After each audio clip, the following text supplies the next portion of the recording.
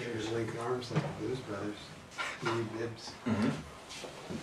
Okay, I think we're all on the shot here, and it is recording. Hi. Hey, how are you? How's it going? Good. So you're playing here tonight at the NAC. Two legendary Canadian musicians, Stephen Page and Craig Northey, everyone. So yeah, the new album. Why a new album now? And you know, what is the style of this album? What is the direction that this album is kind of heading in? If you could compare it to another type of music or a previous piece of music, what would you relate it to? Beethoven's Fifth? Well, you could compare it, but it would be nothing like it. Yeah. But it's more like, you know, it's like Beethoven's 10th. Oh, yeah. This is what he would have Can you done. imagine, like, if he were, well, would he have done what Hendrix would have done? Would died? Well, they both did. Mm-hmm. Yeah. Yeah, so I think, yes, he would have. But both of them would have been into jazz by the time Right. they were dead. Yeah, good point. Yeah. So it's kind of jazz. Okay. Jazz. So jazz? Pretty jazz. No. Did you see Soundcheck? I saw a little bit of it. Very Yes. jazz. Yeah. I don't know, how do you describe it? I mean, it's kind of all over the map, and I don't even know what it is. I don't know if it's an album or if it's a, you know, yeah, I don't know how you're supposed to release music anymore. Yeah. I just have to admit, I don't even know. We started writing songs because it's what we do, and then we started looking at what those songs were together, Yep. and noticed the pattern, and then Stephen started making a pattern out of it, and we sort of followed that arc, and now it's a concept record. Before your generation, they had these things called concept records. Yes. And they were fold-outs too, and you could look at them. And rarely did the concept actually ever work. Yeah. And if it did, then the album was bad. Yeah. Isn't that kind of the deal? It's true. Yeah, the Think concept about, was good. name me a good concept album. Oh, well, I mean, obviously, Music from the Elder by Kiss is Oh, the yes. That's true. greatest concept Okay, album. well, Now, of what, so all time, is that they actually a say. concept album? I thought maybe it was actually like a soundtrack to a movie that never came out. That is what they say. They say they were planning on making a movie after the album. Right. Yeah. I don't And it's not even all Kiss, is it? It's just, isn't it just like Paul and Gene and Ezrin? Bob Ezrin? Bob okay. Kulick played the guitars, didn't he? Bob Ezrin yeah. produced, yeah. Bob Ezrin produced. And, Or is it Bruce Kulick? How did they get them? no, it was, I think Bruce Kulick was later, I think. I don't remember, but I know, yes, Ezrin and Lou Reed wrote like one of the songs on it with them. Wow. Interesting. Because Because Lou Reed was a big Kiss fan. Because of Ezrin, I think. Yeah. Yeah, I loved Better Than Ezrin back in the '90s. They had some hits. Yeah. But he was pretty mad about that. Band. Yeah, he was. Because he thought, they're not better than me. I wrote that. Yeah. Part in the wall. Yeah. He did do like awesome string arrangements and stuff. He was like 18 years old. Did Detroit Rock City. Yep. Yeah. It's a masterpiece. Yes. And that's absolutely. a concept too. Like there's car crash and everything. Detroit, Yeah. rock, Yeah. city. Yeah, cities There we are go. that. Sorry, what were you saying? Well, I was just asking about the new album. No, that's.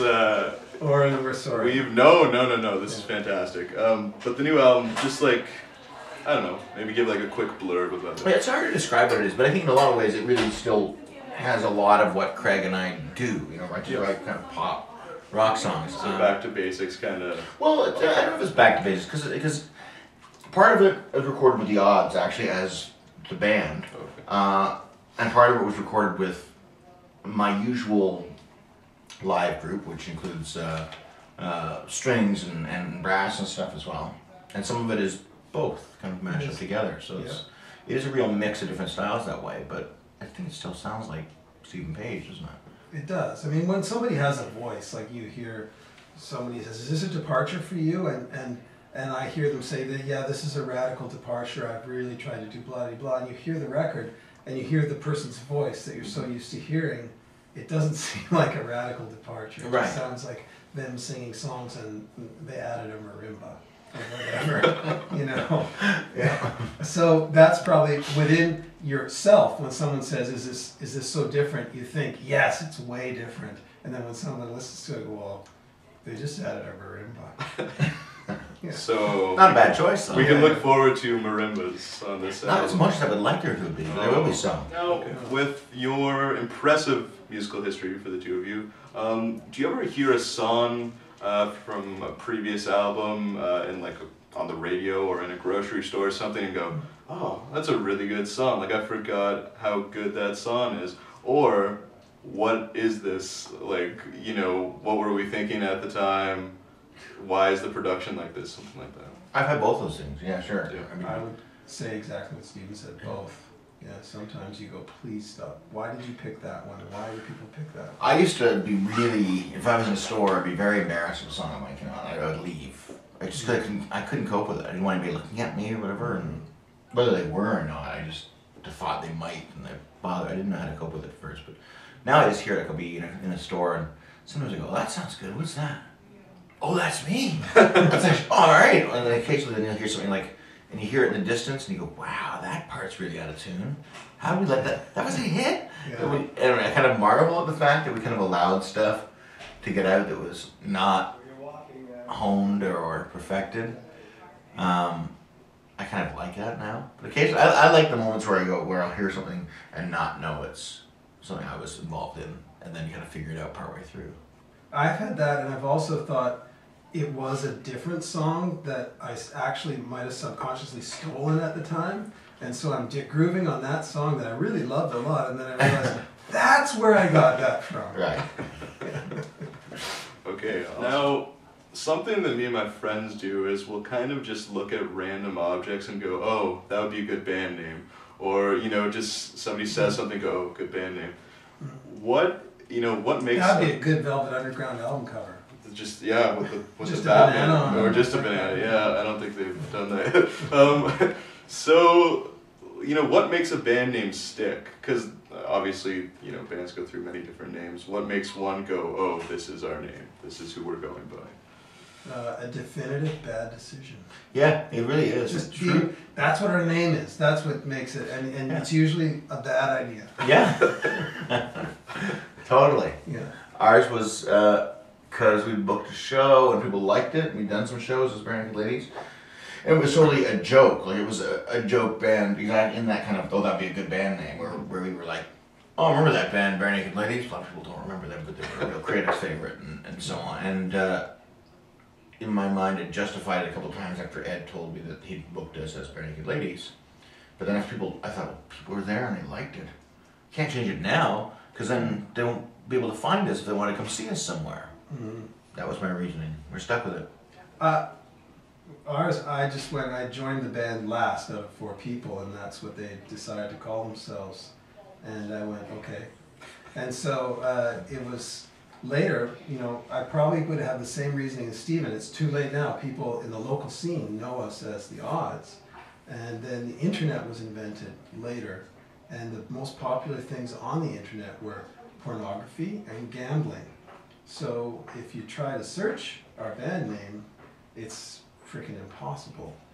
So that thing about people will remember us or know us was completely sabotaged by the internet. And I'm sure it's similar for Bare Naked Ladies. Yeah, they don't have any of those on the internet. On the internet, yeah. Lost in pornography, lost in gambling. Oh.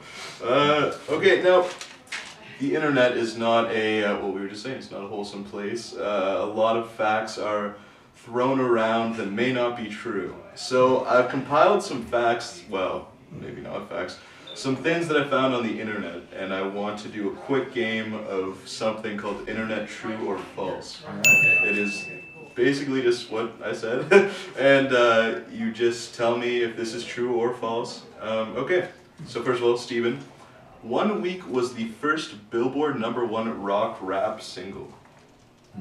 I can't be. No, it can't No? be. I don't know. Wasn't Walk This Way by Aerosmith and Run DMC?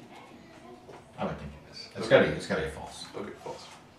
I don't know the answer. I don't know the answer. Okay. Craig, you wrote Write It in Lightning for The Who. They bought the rights to record it, but they never did. Is this true or false? It is mostly true, Okay. but partially false. They didn't buy anything. I never read it. Oh, wow. They said they were going to record it. Yeah. Yeah. But they didn't buy the. They never buy the did. rights. No? Okay. They don't buy. Nobody usually does that buying. They put it on hold. Is what they say. Or, yeah. What is that like? You know, writing a song for a different band. Do you just write it as yourself, or do you try to kind of fit that musical style? It was a sort of a science experiment that they did, that they wanted to hear people who had been influenced by them write something for them. So I tried as much as I could to sound like the Who. Yeah, basically. Yeah. Stephen, the name of the demo tape that you sent to Stephen Duffy of Duran Duran was titled Scary Movie Breakfast. Is this true or false? True, that is true. This is true? Where did the title come from? Came from the 80s, I guess. This was like an 80s Yeah. alternative band. What do they call it then? Post-punk? Is that what we call it then? Sure, yeah. New wave? I don't know. But it was kind of, yes, I think it was exactly what we wanted to sound like, too. It was kind of acoustic, but messed up. Kind of like we liked those kind of Slash Records kinds of bands. Yeah. Okay. Craig, after the album Neapolitan, Warren Zevon picked you and the Odds as his backing band for his tour. True. It's true? Okay. True. It's true. It happened. You can actually get copies of the concerts on the internet. Oh, by, cool. Yeah, by these sites that do that. If you want to prove it. What was that like working with Warren Zevon? It was fantastic. It was our first rock and roll experience with a bus and all those kind of things. And he was a good mentor and a good friend and a good guy. Oh, Awesome. Okay, Stephen, you have a recording studio in a farmhouse you bought near Toronto, and apparently you bought the recording console from Les Studio, where you recorded Gordon and many other fantastic albums have been recorded there. Is this true or false? That's basically true, yes, I did. The console was one of the consoles there. It wasn't kind of the main console of the studio, but it was the new console there. And yeah, I've got the studio, use it occasionally. We did the writing there. We Yep. did half the recording for the record there, Yep. the new one. Oh, great. We did a couple B&L records there, actually a bunch. Did the Christmas album, Bare Naked Ladies Are Me. We did the As You Like It soundtrack. Yeah, a bunch It has bunk beds.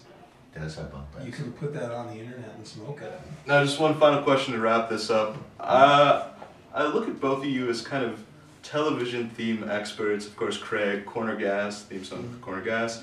Stephen, you made the theme song to your show, The Illegal Eater, and the Big Bang Theory theme. So I'm wondering if you could just watch our show intro and maybe give us some tips on what we could change to it. Oh, sure, yeah. Sure, yeah. The band that does the theme song is Aviation. They're a band that we know, we're friends with. So yeah, here's the intro to our show. Okay. Just give us any tips. Oh, gosh.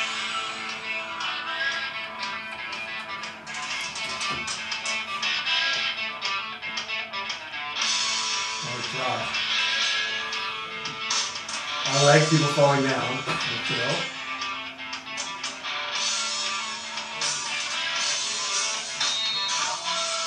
Yeah, you are. Like a tiger is good.